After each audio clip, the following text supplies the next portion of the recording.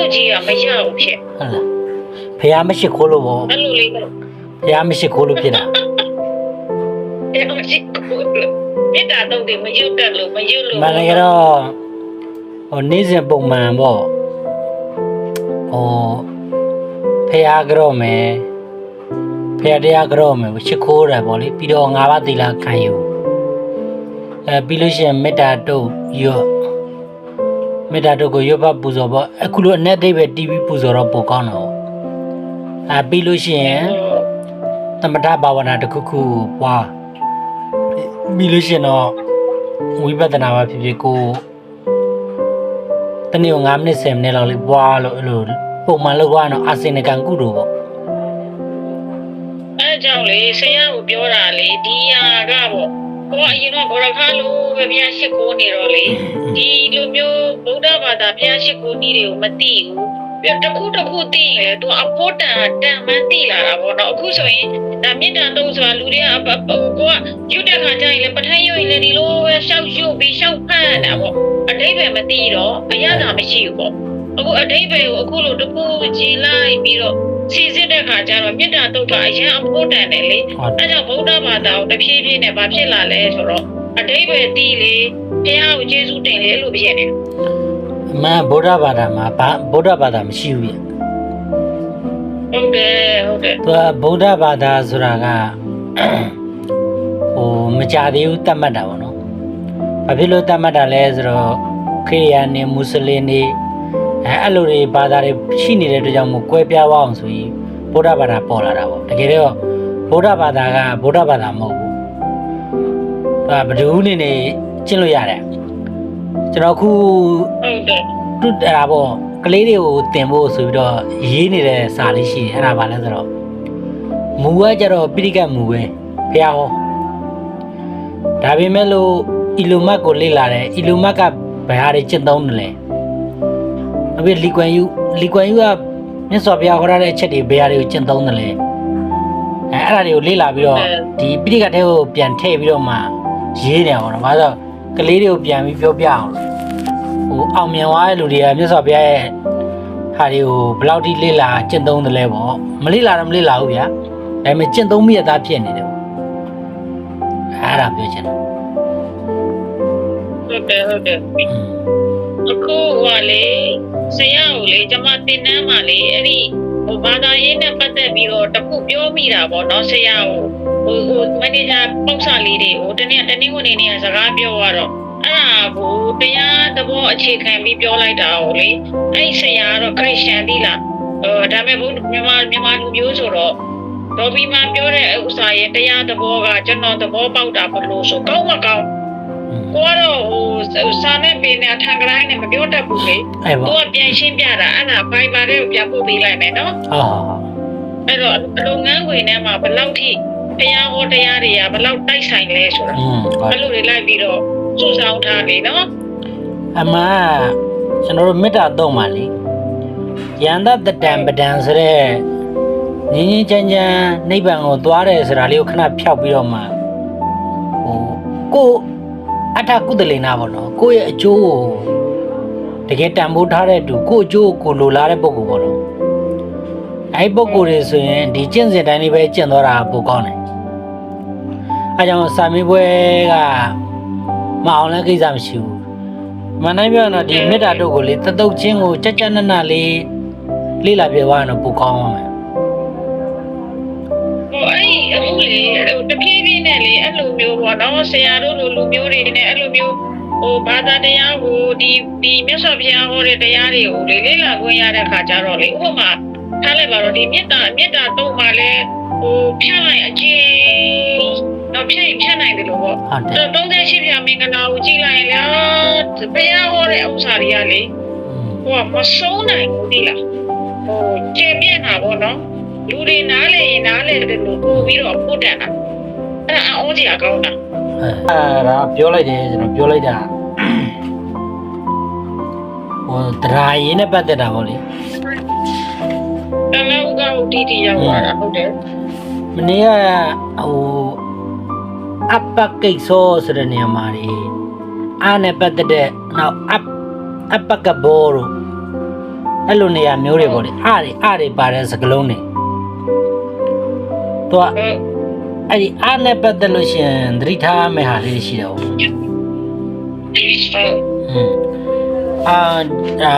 ဆရာတော်ဓမ္မပီပီဆရာတော်ဒီမှာတင်နန်းတဲ့တုန်းကမှတ်ထားလိုက်တာလေ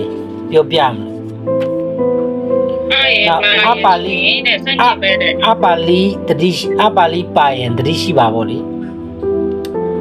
ဟိုတားမြစ်တယ်ဗောဥမာဟိုတားမြစ်တဲ့အရာတခုမလုံးနဲ့ဥမာဒီမှာဆိုရင်ဟိုကိုနှုတ်မကြမ်းနဲ့ဗောကိုနဲ့နှုတ်နဲ့မကြမ်းနဲ့ဆိုတာအပကဘောလေအပကဘောဆိုတဲ့နေရာမှာသူကနှုတ်မကြမ်းနဲ့လို့ပြောတော့တားမြစ်တဲ့အရာဖြစ်နေတယ်အဲဆိုတော့တားမြစ်တဲ့အရာဖြစ်တဲ့ကြောင့်အဲ့ဒီတားမြစ်တဲ့နေရာမျိုးတွေမှာအောက်ကိုအပြည့်ဆိုရတာပေါ့နော်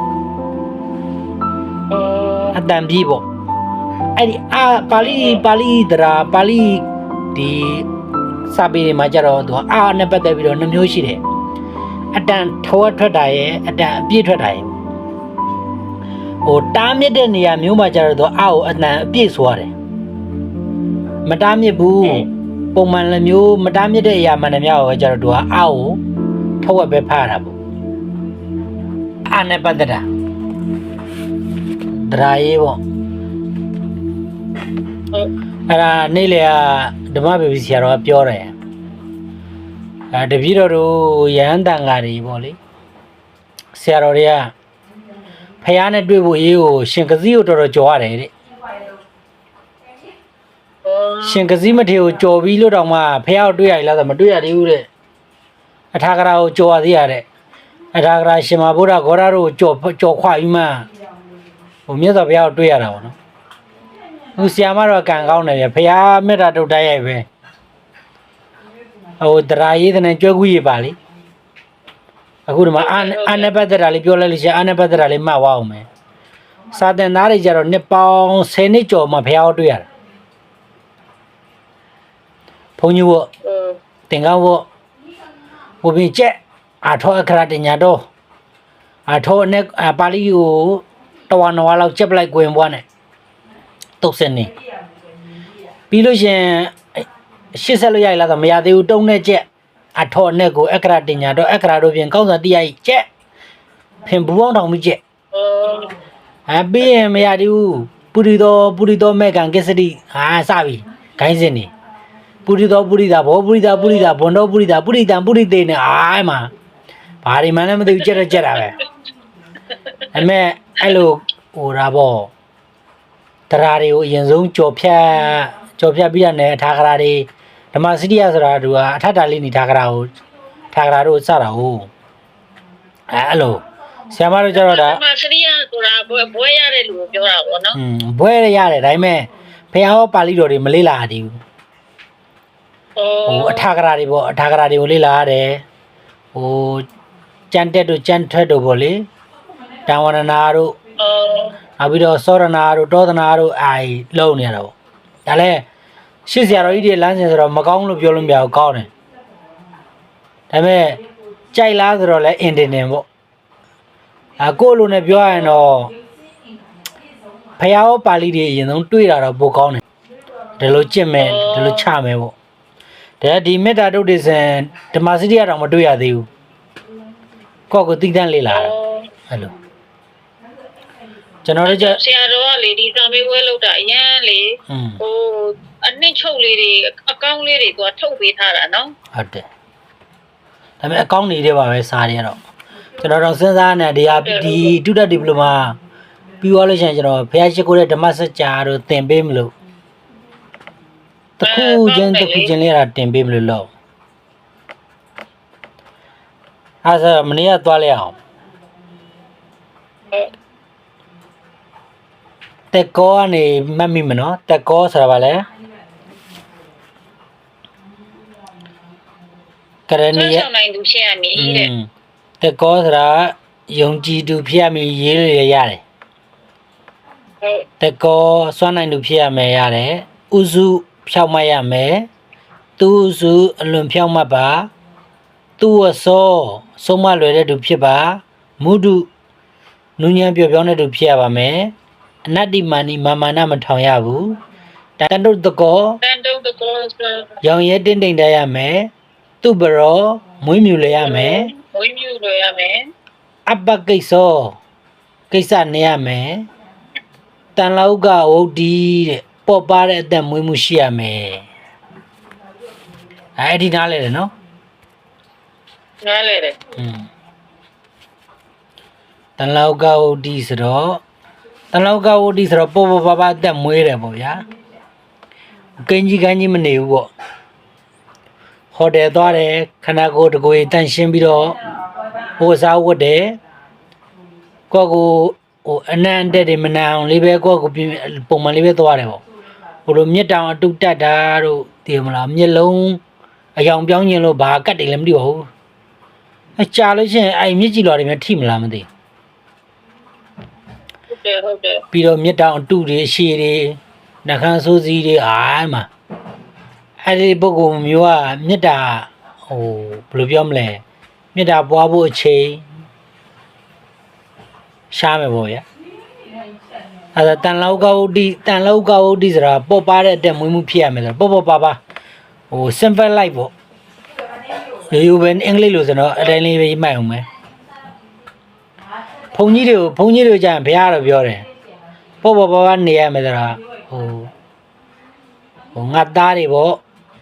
ဘိက္ခဝေဆိုတော့ယဟန်တို့ပေါ့ဒါပေမဲ့တချို့ကျတော့ဘိက္ခဝေချက်သားယဟန်တို့ဒါပေမဲ့ဘုရားမှာချက်တာမုန်းတာမရှိဘူးဗျအဲကြောင့်ဘိက္ခဝေယဟန်တို့ပဲကောင်းတယ်ဘုရားကျတော့တို့ချက်တာလည်းမရှိဘူးမုန်းတာလည်းမရှိဘူးသွားပြီးတော့ဘိက္ခဝေချက်သားချက်သမီးတို့လို့လုပ်လို့မရအဲ့မှာယဟန်တို့ပြန်မလို့မရဘူးနော် အဲ့သူကဘာပြောလဲဆိုတော့ဟိုငှက်တယ်လို့ပဲကြက်မှာတဲ့ဟိုတောင်ပန်းနာလင်းဝင်ရှိပါစေပေါ့ငှက်တွေဥပမာပေးပြီးပြောတယ်အဲ့ဒါကိုကျွန်တော်ယဟန်၄ဝါလောက်ကဟိုလဲဘူးဆရာတော်ကြီးနဲ့တော့တွေ့တယ်လဲဘူးဆရာတော်နဲ့တွေ့တော့လဲဘူးဆရာတော်ဘာပြောလဲဆိုတော့ဩဝါဒတစ်ခုပေါ့ကိုရောတဲ့ဟိုကိုရောဘယ်ဘယ်လိုခေါ်လဲတဲ့ဒီပြီးတော့တောပနာပါဗျာ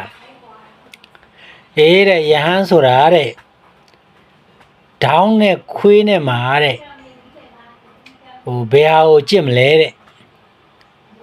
ဒေါင်းနဲ့ခွေးနဲ့ဥပမာပေးတာပေါ့မြတ်စွာဘုရားကျတော့ငှက်နဲ့ဥပမာပေးတာပေါ့ဗျာယဟန်တွေကတော့တောင်ပန်နာလျင်ဝင်ရှိပါစေပေါ့ဒါပေမဲ့လက်ဘူးဆရာတော်ကျတော့ဒေါင်းနဲ့ဥပမာပေးတယ်ကိုကလည်းဒေါင်းကတိတ်မြင်ဘူးတာမဟုတ်ငယ်တုန်းကဖင်ဘူးတောင်းထောင်ပြီးတော့မလှဘူးလို့ပြောတယ်အဲ့ဒေါင်းเนี่ยယဟန်နေဆိုတာတဲ့ငယ်တုန်းကရုပ်ဆိုးတယ်တဲ့ဒါပေမဲ့သူ့ရဲ့ကိုချင်းသီလကိုပို့ပြီးတော့မှထူထောင်လာတဲ့ယဟန်ကအသက်ကြီးလေပို့လာလေပေါ့ဗျာအဲ့တော့ဒေါင်းနေရတဲ့ငယ်တုန်းကတော့မလှဘူးဒါပေမဲ့တဖြည်းဖြည်းကြီးလာတာနဲ့မြတ်သူကလှပုံပိုလာတာပေါ့အဒေါင်းလို့ကျင်တဲ့ခွေးလို့မကျင်နဲ့တဲ့ခွေးကငယ်တုန်းကချစ်စရာကောင်းတယ်တဲ့ခွေးတဲ့ချင်းကြီးလာရင်တော့ဟိုဘေးနာတော့လာကန်အောင်နဲ့မခံကျင်တော့ဘူးတဲ့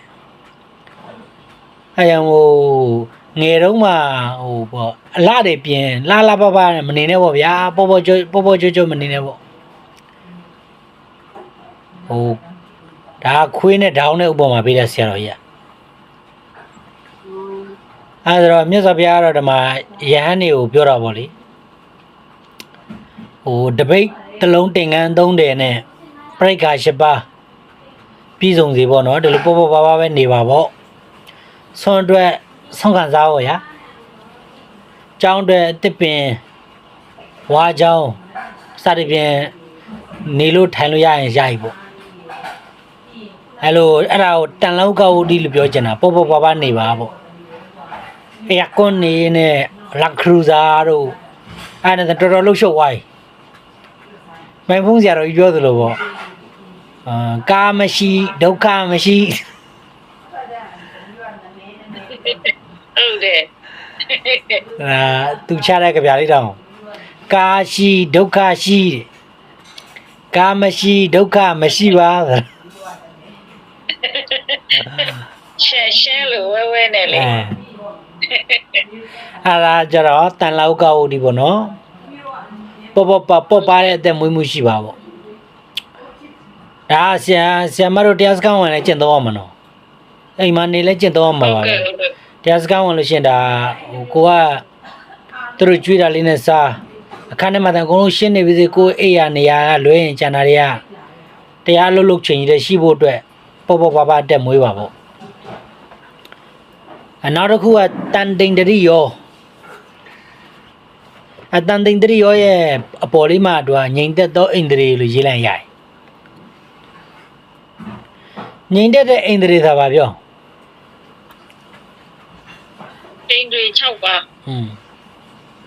အိန္ဒြေဆိုနာကိုအိန္ဒြေဆိုတာပါဠိလားမြန်မာလားပါဠိအိန္ဒြေမလုံမှုအိန္ဒြေစောင့်တိန်နဲ့ပြောကြလေအိန္ဒြေကိုမလုံမဟုတ်ဒီကလေးမဒူးပေါ်ပေါင်ပေါ်နဲ့လေဗျအဲ့ဒါမြန်မာစာမဟုတ်ဘူးဒါပါဠိကနေခိုးရတာပေါ့အဲ့ဆိုအိန္ဒြေစာပါပြောအိန္ဒြေ၅ပါးကိုရေးခဲ့ပါအာယုံ6ပါအိန္ဒြေ၅ပါးကိုရေးခဲ့ပါအိန္ဒြေ5ပါပါလည်းမသိအခုနမျက်စိနာအဲ့ဒါပြောရလားအဲ့လေ၅ပါးပြအောင်ရေးကြည့်လိုက်အလျာရဲ့မျက်စိနာနှာခေါင်းလျှာကိုယ်စိတ်6ပါးမှာ5ပါးဆိုရင်စိတ်ကိုဖြုတ်လိုက်ပေါ့အိန္ဒြေ၄ပါးကိုပေါ်ပြခဲ့ပါစံ၄ပါးပဲမိကုန်းကလဲမှာတော့ကြမှာငါမဟုတ်ပါဘူးအိန္ဒြေ6ပါးပါဆိုပြီးကောက်မထည့်လိုက်နေအောင်ငါတင်ထားတာ6ပါးတယ်တော့ပြီး6ပါးထည့်လိုက်တော့0ပဲရကွင်ကြီးတစ်ပါးနဲ့ကွင်ကြီးနဲ့အကြောင်းသားနဲ့ရန်ဖြစ်ကြဒါတဲ့အိန္ဒြေကရုပ်နဲ့နာမက်ကင်ဆိုတာ10ပါးဒါမက်ကင်ဆိုတာကိုရင်ကပြောရတယ်မက်ကင်ဆိုတာကတကယ်တော့5ပါးတည်းပါဆိုတယ်ចောင်းသားပြောတော့ဟိုစာတင်ထားတဲ့ကိုရင်ကပြောတယ်မဟုတ်ပါဘူးတဲ့မက်ကင်က10ပါးပါအဲ့မှာ10ပါးနဲ့5ပါးနဲ့ခြေတစ်ပတ်ရအောင်ညင်းညပေါ့ခြေတစ်ပတ်ညင်းညတော့ဆရာတော်ကြီးစီရောက်သွားတယ်ကွင်ကြီးကဒီမက်ကင်10ပါးကိုမတင်ဘူးလားဆိုတင်ဘူးရတယ်ဗျာတင်ဘူးလို့တပြည့်တော့ပြောတာတဲ့အေးမင်းအတည့်သားနဲ့မင်းညင်းနေတာမင်းအပူဆိုးတယ်သူရိုက်လို့ဟိုကောင်ကမသိလို့ညင်းတာလေမင်းအသိလို့ညင်းတာလေအခုလဲလို့ပဲဆရာတော်ကြီးရတဲ့ကြံဟိုဘာကျုပ်ဆရာတော်ဆိုင်ဘွဲမှာသူမေးချင်တာမေးမှာအိန္ဒြေ2ပါးမေးလဲမေးမှာပဲအိန္ဒြေ2ပါးကိုပေါ်ပြ၍ထို2ပါးရဲ့အပြစ်ကိုပေါ်လျောင်ရေးပြပါလို့မေးလဲမေးမှာသူစာတဲ့တိုင်းမေးမှာမဟုတ်ဘူးအဲ့တော့အိန္ဒြေ6ပါးပေါ့အိန္ဒြေ6ပါးကိုလုံခြုံအောင်စောင့်တိုင်းပါတဲ့ရိုက်နော်ရပြီအိန္ဒြေနဲ့ပတ်သက်တော့ထွေထူးပြောတယ်မရှိဘူးမျက်စိနားနှာခေါင်းလျှာကိုယ်စိတ်နောက်ပြန်မေးကြည့်လို့ရတယ်ဒီနေရာကြည့်ပြီးတော့မဟာအတ္တဗုဒ္ဓတုံး၌ပါဝင်တဲ့ကျင့်စဉ်များကိုဖော်ပြပါဟာကဲဆရာမတွေဒါပဲလားဆရာမတွေဘယ်လိုလဲမဟာအတ္တဗုဒ္ဓတုံးကျင့်စဉ်ဒုက္ခရောက်ဒီကျချက်လိုက်ဝေးလိုက်နဲ့ဒုက္ခတော့ရောက်အဲ့ဆိုတောက်တယ်မချက်ဘယ်နဲ့မေးရတာငါထက်တာချက်လိုက်ဝေးလိုက်ချက်လိုက်ဆရာမတဲ့သူတို့ပို့တော်တယ်တဲ့သူတို့မချက်ဘဲနဲ့မေးတာတဲ့သူကမဟာအတ္တဗုဒ္ဓတို့ရဲ့ကျင့်စဉ်လေးပြောကြည့်အောင်တစ်ချက်ချင်းအတ္တဗုဒ္ဓတုတ်တော့ဘာမှမသိဘူးတမီးဆိုင်ဘွဲဖြီတော့မဘယ်နှပတ်ကြံတော့16ကဘာပဲကျန်တော့လေနော်19ဟာကဘာပဲကျန်တယ်မဟာအတ္တဗုဒ္ဓတုတ်လေဟီရီအော်တပတိဒီလိုလားတိပြီရှစ်ခုဆိုင်ဘွဲမှာတော့ဘူးမလားအသမဘုံနော်ဟီရီအော်တပကာယတမစာရဝစီတမစာရမနောတမစာရပရိတုဒ္ဓဘာဆိုလားပရိတုဒ္ဓအာဇီဝပရိတုဒ္ဓအာဇီဝပြီးတော့နောက်တစ်ခါဗာလဲဟိုအ များကြီးမစားရဘူးလေ အေးဘောဇနာမတင်ညု ဘောတနာအတင်းယူ ပြီးတော့ အာ မြန်မာလိုပြောလိုက်ရတယ်မှတ်နေအခုပြောနေတာဟာလေ နောက်တော့ အခုပြောနေတာဟာ အော်ဟိုအိန္ဒြိယ အိန္ဒိယဂௌဒတော်တာအိန္ဒြေကို စောင့်ထိန် နောက်တစ်ခုကကြတော့ဟိုဟာလေ တစ်ခုပဲကြံတော့တယ် တေချာထိုင်ရမယ် အာ ဟမ် တရားထိုင်ရမှာမပါဘူး နောက်ကမှလည်းတရားကိုတေချာမှတ်ရမယ်ဆိုလားပါလား နိုးနိုးကြကြနေရမယ်ဆိုတဲ့ဟာ ဇာကရိယာ ကြာနိုးနိုး အေး ဟုတ်တယ်ဟုတ် ဇာကရိယာနုယောဂဒါတဲ့10မှတ်ရသွားပြီနောက်10မှတ်ကျအောင်ပြီ ဒါပေမဲ့အဲ့လိုမျိုးလေအဲ့လိုမျိုးတီးတော့တီးတယ်မိကိုနဲ့အဲ့အဖြေနဲ့တွဲမသိဘူးဒုက္ခရောက်ဘူးနော် ငါကိစ္စမရှိဘူး ပြဿနာရှိ သူလည်းမေးချင်တာမေးကိုလည်းဖြစ်ချင်တာဖြစ် ဘယ်လိုလဲဟုတ်တယ်နော် အဲဆိုတော့တန်သိန်တရိယောဆိုတဲ့နေရာမှာအိန္ဒြေ6ပါးပေါ့ဆရာတော်ကြီးကတော့ဟိုရှင်းပြထားတာတော့ဟိုမျက်စိနဲ့မြင်တဲ့အခါနားနဲ့ကြားတဲ့အခါမှာဟိုနားရွတ်ပိတ်ထားတာကိုဆိုလိုတာမဟုတ်ပါဘူးတဲ့အဲကြားတဲ့နေရာကနေပြီးတော့မှဒေါသလောဘဖြစ်ပေါ်လာတဲ့စိတ်ကိုပြောတာပေါ့နော်အဲ့လိုမဖြစ်စေရဘူးလို့ပြောချင်တာအဲ့ဒါကိုတန်သိန်တရိယနောက်တစ်ခုကနိပကောတဲ့နိပကဆိုရင့်ကျက်တဲ့အတိညာဉ်ရင့်ကျက်အောင်ကြိုးစားရမယ်တဲ့အခုမေတ္တာတုတ်တင်တာလဲဒါဓမ္မနဲ့ပတ်သက်ပြီးအတိညာဉ်ရင့်ကျက်အောင်လုပ်တာပေါ့ဗျာ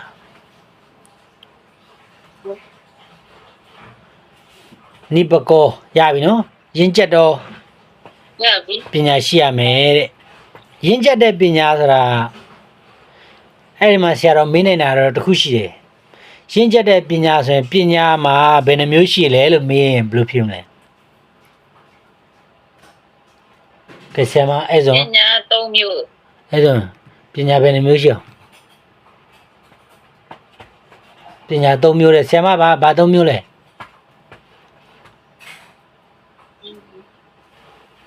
ဟိုဟာလေစာဖတ်ပြီးရတဲ့ပညာ ဘာပညာအဲ့ဒါတရားနေရတဲ့ပညာ၃မျိုးနော်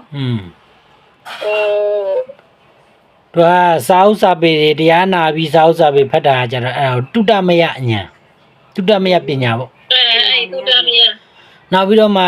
ဟိုတရားနဲ့ပတ်သက်ပြီးတော့ကြံတွေးတာပေါ့ စိတ်ဓာမယ အဲ့ဒါကိုစိတ်ဓာမယညာနောက်အဲ့လိုကြံတာမဟုတ်တော့ဘဲနဲ့ ဘာဝနာမရ ဟိုအားထုတ်တဲ့ဉာဏ်ကြတော့ဘာဝနာမယဉာဏ်နိပကောကနေထွက်သွားနော် ဟုတ် နိပကောလို့ပြန်ရှင်းချက်တဲ့ပညာရှိရမယ်ရင့်ချက်တဲ့ပညာတွေဆိုတာကဟိုတရားနဲ့ပတ်သက်တာပြီးစဉ်းစားဆင်ခြင်နိုင်တဲ့ဉာဏ်ရှိရမယ်လို့ပြောချင်တာအဲ့တော့ तू ကအဲ့ဒီနိပကဆိုတဲ့ပညာနယ်မှာတုတ္တမယစိန်တာမယဘာဝနာမယဆိုတာရှိ၃မျိုးရှိမယ်ဆရာတော်ရေးထားတာရှိတယ်တရားနာတယ်စာအုပ်ဖတ်တယ်ဆိုတာဗာလဲတုတ္တမယပညာတရားနဲ့ပတ်သက်ပြီးတော့ကြံတွေးတာကိုစိန်တာမယပညာစိန်တာမယဆိုတာတဲ့သူတစ်ပါးစီကမကြားဘူးပဲနဲ့ကိုယ်ပိုင်ဉာဏ်နဲ့စဉ်းစားတာတဲ့တရားဓမ္မနဲ့ပတ်သက်လာလို့ရှိရင်ဘုရားလောင်းနေတာဒီစိန်တာမယဆိုတာရှိတယ်တဲ့အဲ့ဒါတော့ချွန်းချက်လေးပေါ့နောက်တစ်ခုကဘာဝနာမယမညာအဲ့ဒါလက်တွေ့အားထုတ်တာပေါ့အားကြောင့်မို့နိပကဆိုတာဗာလဲရင့်ကျက်တဲ့ပညာရှိရမယ်ဟုတ်ပြီနော်ဘယ်နှချက်ရှိသွားပြီလဲ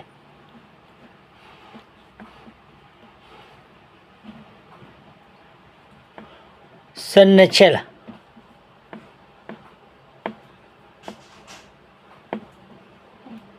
နေ4 6 8 10 12လေ အဲ့နဲ့ဟုတ်တယ် အဲ့ဒါဆရာတော်ဆိုင်ဝဲမှာကျွန်တော်တွေ့ဘူးတာတော့ဟိုမေတ္တာဘာဝနာပွားများမဲ့ပုဂ္ဂိုလ်ရဲ့ပြည့်စုံရမယ့်အင်္ဂါ14ချက်တို့တွင်နောက်ဆုံးတစ်ချက်ကိုပေါ်ပြပါသေးမတိုင်ပတ်နေမလို့ဘုရားရှိခိုးနဲ့မေတ္တာတို့ကြံ့ကြံ့မကြံ့တော့တာကြပြီ တူဟာကိုကြက်ခိုင်းမရတော့မှကြက်မှုကြက်ကတူပေါ့